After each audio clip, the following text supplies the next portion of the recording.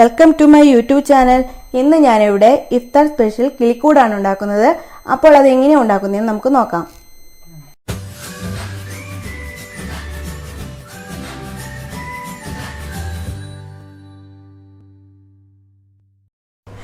അപ്പോൾ ഇതിനായി ഞാനിവിടെ ഒരു പാൻ അടുപ്പത്ത് വെച്ചിട്ടുണ്ട്. പാൻ ചൂടായപ്പോൾ 1 ടേബിൾ സ്പൂൺ ഓയിൽ ഒഴിച്ചു കൊടുത്തിട്ടുണ്ട്. അത് സൺഫ്ലവർ ഓയിലാണ് ഒഴിച്ചു കൊടുത്തേക്കുന്നത്. ഇതിലേക്ക് ഒരു മീഡിയം സൈസിലുള്ള സവാള അരിഞ്ഞു വെച്ചത് ചേർത്ത് കൊടുക്കാം.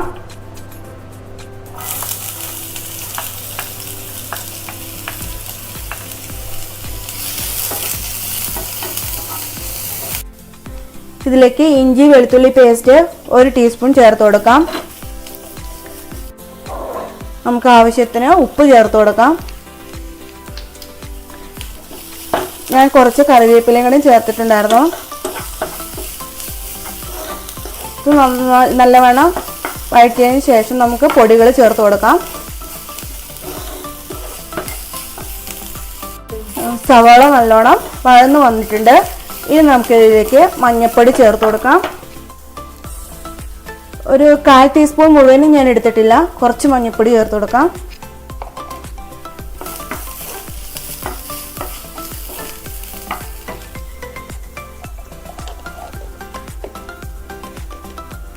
ഒരു 1/4 ടീസ്പൂൺ മുളക് പൊടി ചേർത്ത് കൊടുക്കാം.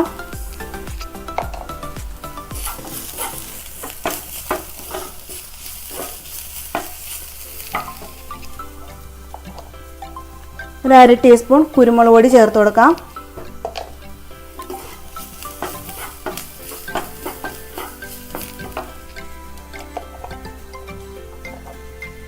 ഒരു 1/2 ടീസ്പൂൺ ചിക്കൻ മസാലപ്പൊടിയാണ് ഞാൻ ചേർത്ത് കൊടുക്കുന്നത്. ഏത് മസാലപ്പൊടി വേണമെങ്കിലും നമുക്ക് ചേർത്ത് കൊടുക്കാം. ഇതിലേക്ക് 2 ഉരുളക്കിഴങ്ങ്, മീഡിയം സൈസിലുള്ള ഉരുളക്കിഴങ്ങ് പുഴുങ്ങി വെച്ചത് ആണ് ഞാൻ ചേർത്ത് കൊടുക്കുന്നത്.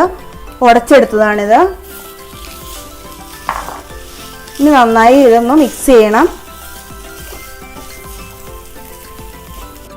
അപ്പം ഞാൻ ഉരുളക്കിഴങ്ങ് നന്നായി മിക്സ് ചെയ്തിട്ടുണ്ട്. ഇനി നമുക്ക് വേണമെങ്കിൽ ഇതിൽ മല്ലിയില വേണമെങ്കിൽ ചേർത്ത് കൊടുക്കാം. ഞാൻ മല്ലിയില ചേർക്കുന്നില്ല. നമുക്കിത് ചൂടാറാൻ വെക്കാം. ഇപ്പോൾ നമ്മുടെ മിക്സിൻ്റെ ചൂടാറിയിട്ടുണ്ട്. ഇനി നമുക്ക് ചെറിയ ഉരുളിയാക്കി എടുക്കാം.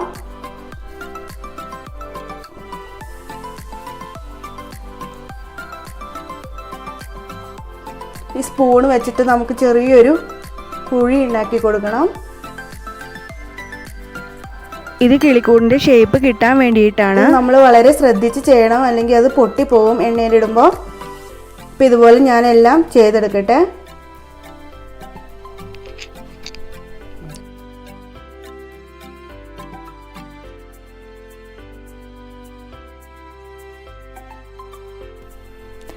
അപ്പം ഞാനെല്ലാം ഇതുപോലെ ചെയ്തെടുത്തിട്ടുണ്ട്. ഇനി നമുക്കിത് മുട്ടയിൽ ഒന്ന് മുക്കിയെടുക്കണം. അതിനായിട്ട് ഞാൻ 2 കോഴിമുട്ട പൊട്ടിച്ച് എടുത്തിട്ടുണ്ട്. ഇതിലേക്ക് ഒന്ന് മുക്കിയെടുത്തിട്ട് സേമിയയിലൊന്ന് നന്നായിട്ട് പൊതിഞ്ഞെടുക്കണം.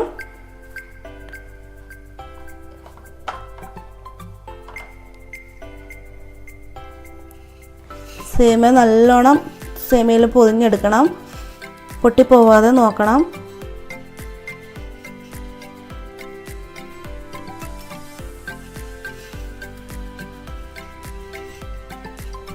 ഇതുപോലെ നമുക്കെല്ലാം ചെയ്തെടുക്കാം.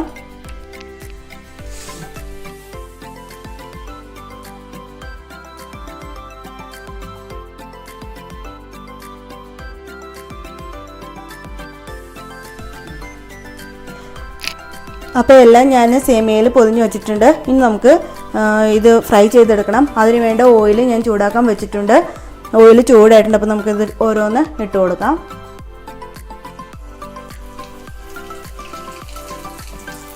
ഇത് ഒരുപാട് നേരം എണ്ണയിൽ കിടന്ന് ഫ്രൈ ആവേണ്ട കാര്യമില്ല.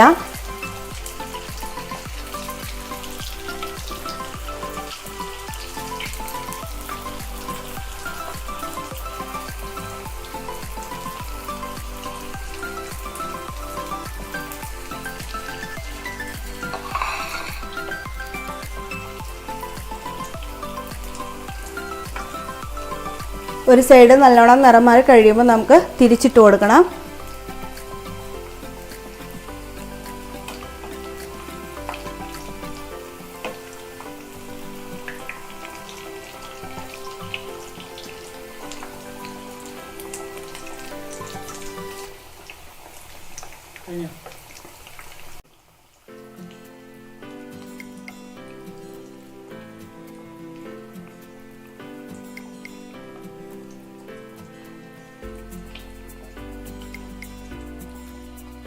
ഇപ്പോൾ എല്ലാം ഞാനത് തിരിച്ചിട്ട് കൊടുത്തിട്ടുണ്ട്.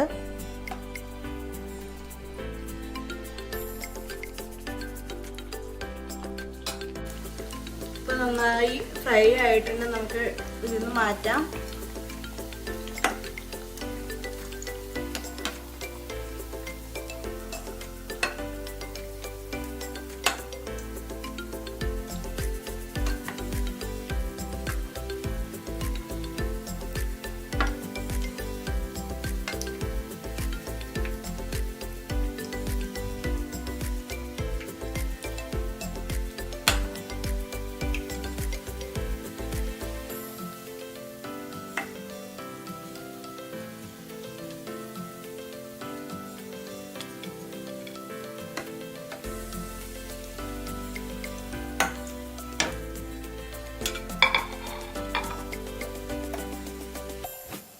എല്ലാം വറുത്തെടുത്തിട്ടുണ്ട്. ഇനി നമുക്ക് കാടമുട്ട പുഴുങ്ങിയത് വെച്ച് ഞാനത് സെർവിംഗ് പ്ലേറ്റിലേക്ക് മാറ്റിയിട്ടുണ്ട്.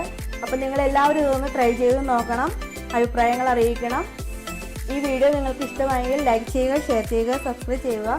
കൂടാതെ തൊട്ടടുത്തുള്ള ബെല്ലൈക്കൺ കൂടി അമർത്തിയാൽ ഞാനിടുന്ന വീഡിയോസ് എല്ലാം നിങ്ങൾക്ക് നോട്ടിഫിക്കേഷനായി ലഭിക്കുന്നതായിരിക്കും. Thank you.